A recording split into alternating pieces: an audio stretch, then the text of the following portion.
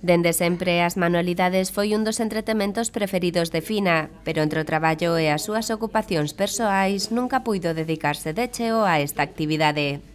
Agora que ten máis tempo libre está a explotar máis que nunca a súa afección, aproveitando calquera material e calquera ocasión para dar renda solta á súa creatividade.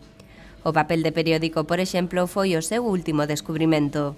Este tipo de técnica enróllase cun palillo e van redondos. E despois, a medida que os vas facendo, pois doulle un pouco de cola e foi surgindo así pouco a pouco, porque eu estas cousas nunca as fixera.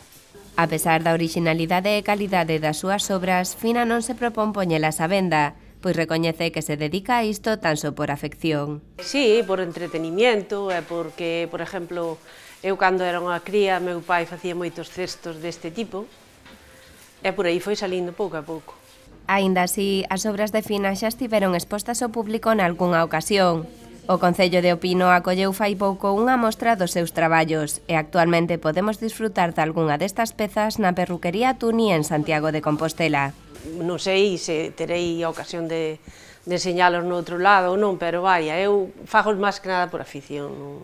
Donde se expuñeron foi aquí, porque ao ter Sonia aquí a peluquería, pois bueno, dixo, vounos levando, e a xente gustoulle, e así foi surgindo pouco a pouco. O que non se pode negar é que cada unha destas pezas leva impresa a maña e o entusiasmo cos que Fina traballa os materiais. Facendo da creatividade o seu mellor aliado, esta muller atopou a forma de ocupar o seu tempo dun xeito entretido e proveitoso.